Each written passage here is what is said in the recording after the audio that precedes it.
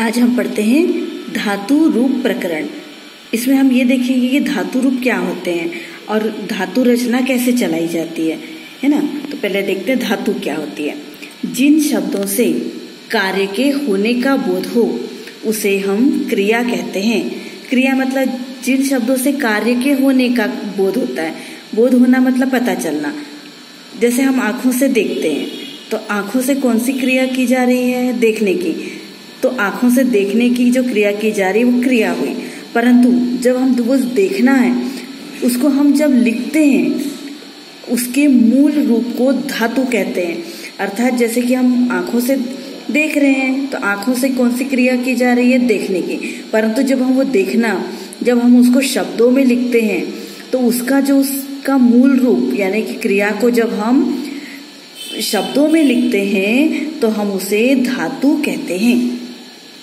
भू, गम, स्था, हस ये क्रियावाचक शब्द यानी कि ये सब क्रिया का बोध होता है, ऐसे शब्द हैं। तो इन शब्दों को धातु कहते हैं। ये देखो, ये हमने धातु के आगे देखो ये वाला चिन्ह लगाया है। ये देखो ये कौन सा चिन्ह है, ये धातु। धातु का चिन्ह क्या होता है, ये अगर हमको बताना ये गम धातु है तो उसके आगे हम ये चिन्ह लगा सकते हैं।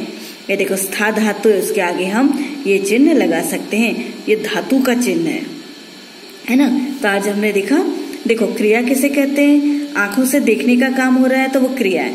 परंतु जब उस देखने की क्रिया को हम शब्दों में लिखते हैं तो उस देखने की क्रिया को जो शब्दों में लिखते हैं तो उसके मूल रूप को हम धातु कहते हैं, है ना। इसमें प्रत्यय का प्रयोग होने पर ही ये वाक्यों में प्रयोग किए जाते हैं। जैसे हम लोग ये भू, गम इसका प्रयोग ऐसा का ऐसा ही नहीं करते, हम इसमें कुछ प्रत्यय लगाते हैं तब ये वाक्यों में प्रयोग किए जाते हैं। अब आगे देखते हैं। देखो सभी धातुओं को 3 भागों में बांटा गया है। अब जैसे धातु है तो उसको हम परस्मै पद की धातु, आत्मनेय पद की धातु और उभय पद की धातु। अब परस्मै पद की धातु में देखिए पठ, लिख, वद, गम, भू ये सारी धातुएं जो है वो परस्मै पद में आती है। आत्मनेय पद सेव, लभ, याच, शुभ ये सारी धातुएं जो है वो आत्मनेय पद में आती है। उभय पद में ऐसी धातुएं जिनके आत्मनेय पद में भी जिसके रूप चलते हैं और परस्मै पद में भी चलते हैं, ऐसे धातुओं को क्या कहते हैं, ऐसे धातुओं को हम उभय पद कहते हैं।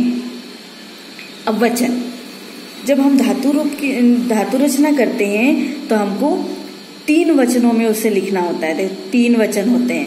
एक वचन 1 का बोध होता है, द्विवचन 2 का बोध होता है, बहुवचन बहुत सारे का बोध होता है, 3 या 3 से अधिक। इसी प्रकार धातु रचना में पुरुष 3 पुरुष होते हैं, यानी 3 पर्सन होते हैं, है ना। प्रथम पुरुष, इसको अन्य पुरुष भी कहा जाता है, ये वह यानी कि 3rd पर्सन होता है। मध्यम पुरुष ये तुम यानी कि 2nd पर्सन। उत्तम पुरुष यानी मैं यानी कि ये 1st पर्सन। ये 3 पुरुष होते हैं, इसके अनुसार ही हम धातु रचना करते हैं। अब देखते हैं हम लोग लकार कौन से होते हैं। देखो लट लकार यानी वर्तमान काल यानी प्रेजेंट टेंस।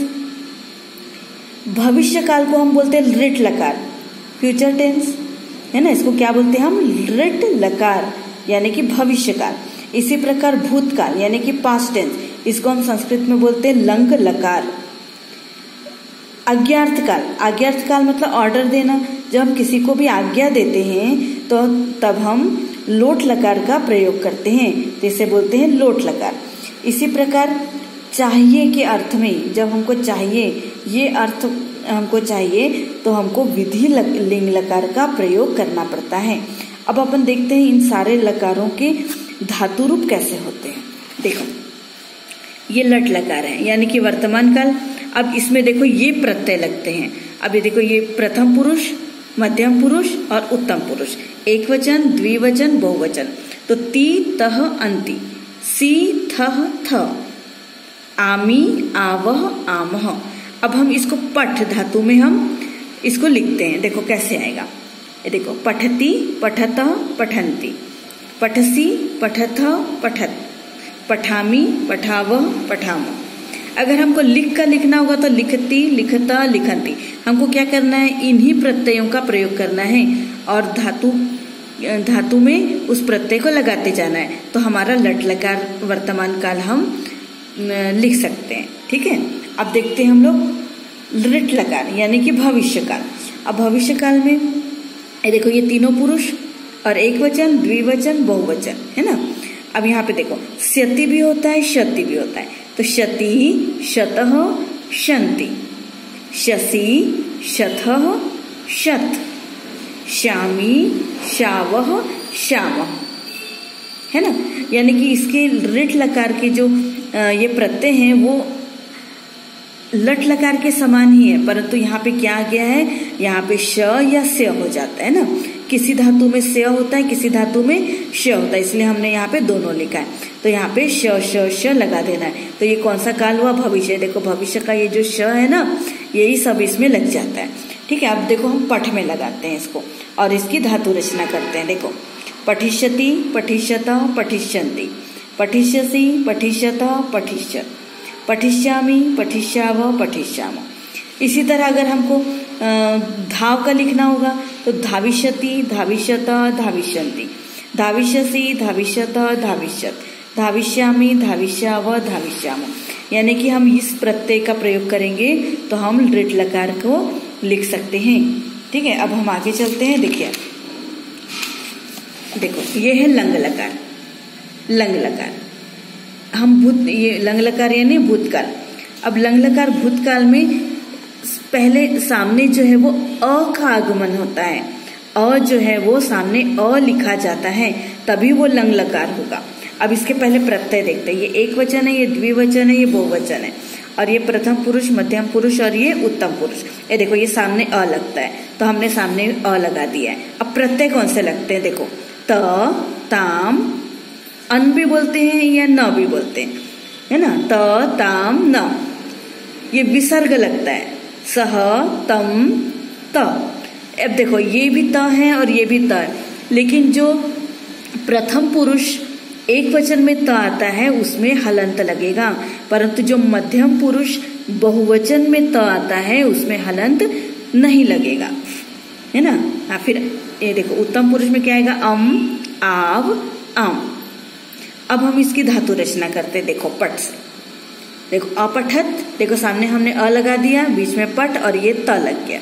अपठत, अपठताम, अपठन, अपठः, अपठतम, अपठत, अपठम, अपठाव, अपठा। ठीक है, अगर हमको गम का लिखना है तो अगच्छत, अगच्छताम, अगच्छन, अगच्छ, अगच्छतम, अगच्छत, अगच्छतम, अगच्छम, अगच्छाव, अगच्छम। इस तरह से इसकी धातु रचना होगी। ठीक है, अब हम देखते हैं लोट लकार को। लोट लकार यानी अज्ञात काल, यानी कि किसी को भी आज्ञा देना, यानी कि ऑर्डर देना। अब इसके प्रत्यय कौन से होते हैं, देखिए तू, ताम, अंतु। इसमें अ लगेगा, अ, तम, त, आनी, आव, आम। ठीक है, अब देखो इसको हम पठ में लिखते हैं। देखो पठतु, पठताम, पठन्तु। अब जो पठ में अ लग जाए, पठ के नीचे हलंत होता है, तो हम इसमें अ लगा देते तो क्या हो जाएगा, ये पठ पूरा हो जाएगा। न तो इसमें हलंत लगेगा, न तो इसमें विसर्ग लगेगा। तो पठ, पठतम, पठत, पठानी, पठाव, पठाम। इस तरह से अगर हमको लिख का लिखना होगा तो लिखतु, लिखताम, लिखन्तु, लिख, लिखतम, लिखत, लिखानी, लिखाव, लिखामो। इस तरह से हम कौन सी लोट लकार को हम लिख सकते हैं। ठीक है, अब हम देखते हैं विधि लकार को। ये देखो विधि लकार यानी चाहिए के अर्थ में, है ना, एडवाइस देना चाहिए। अब इसमें भी देखो प्रथम पुरुष, मध्यम पुरुष, उत्तम पुरुष, एक वचन, द्विवचन, बहुवचन। अब इसे प्रत्यय कौन से लगते हैं, एत, एताम, एयुहु, एह, एतम, एत, एयम, एव, एम। अब ये जो ए लिखा है हम ए की मात्रा लगाएंगे। अब पठ में देखते हैं। देखो पठेत, पठेताम, पठेयुहु, पठेहे, पठेतम, पठेत, पठेयम, पठेव, पठेम। है ना, हमने क्या किया, ये त से पहले हमने ए की मात्रा इसमें लगा दी, तो इसमें एत हो गया, एताम, एयु, है ना, एह, एतम, एत, एयम, एव, एम। इस तरह के से हमने कौन से विधि लकार का प्रयोग हमने कर लिया। अगर तुम लिख का लिखना है तो लिखेत, लिखेताम, लिखेयू, लिखे है, लिखेतम, लिखेत, लिखेयम, लिखेब, लिखे। इस तरह से इसकी रचना होगी। अब ये हमने कौन सा पठ जो है हमने ये परस्मय पद की रचना की। ये देखो परस्मय पद। अब परस्मय पद में और कौन कौन सी धातुएं होती है देखो। पठ यानी पढ़ना, लिख लिखना, वध बोलना, भू भव इसका भवती भवता भवंती होता है ना। गम जाना इसका गच्छति गच्छता गच्छन्ति होता है। पा इसका पीना, पिबती पिबता पिबंती होता है। स्था तिष्ठति तिष्ठता तिष्ठन्ति होगा। दा का यच्छति यच्छता यच्छन्ति होगा। दृश्य पश्यति पश्यता पश्यन्ति होगा। लेकिन इन सब का जो रिट लकार होता है उसमें इसे भविष्यति भविष्यता भविष्यन्ति, रिट लकार में इसका गमिष्यति गमिष्यता गमिष्यन्ति, पास्यति पास्यता पास्यन्ति, थास्यति थास्यता थास्यन्ति, दास्यति दास्यता दास्यन्ति और दृश्य का द्रक्ष्यति द्रक्ष्यता द्रक्ष्यन्ति होता है। ये आप ठीक से देखेंगे। इसके अलावा देखो धाव दौड़ना, खाद खाना, चल चलना, नम नमस्कार करना, श्रु सुनना, क्रीड़ खेलना, खन खोदना, भ्रम घूमना, वप बोना, तुद परेशान करना, ग्रह ग्रहण करना, कुर्द कूदना, मुंच मुक्त करना, त्यज त्याग देना, जी जीतना, चिंत सोचना, भक्ष खाना, त्रि मतलब तैरना, मिल मिलना, स्नान करना। इसी प्रकार देखो और क्री कार्य करना, अस यानी होना, कथ यानी कहना, स्मृ स्मरण करना, ज्ञा जानना, प्रच्छ पूछना, क्री खरीदना, हस हंसना, नी ले जाना, पूज पूजा करना, नृत्य करना, पत गिरना, विकस खिलना, भी डरना, रक्ष रक्षा करना, क्रंद रोना, गय गाना, वस रहना, स्वप सोना, पच पकाना, शी सोना, शिप फेंकना, हन मारना, कुप क्रोध करना, क्रुद्ध क्रोध करना, है ना। आगम इसमें आ उपसर्ग लगा है और गम धातु है ना, इसका मतलब होता है आना।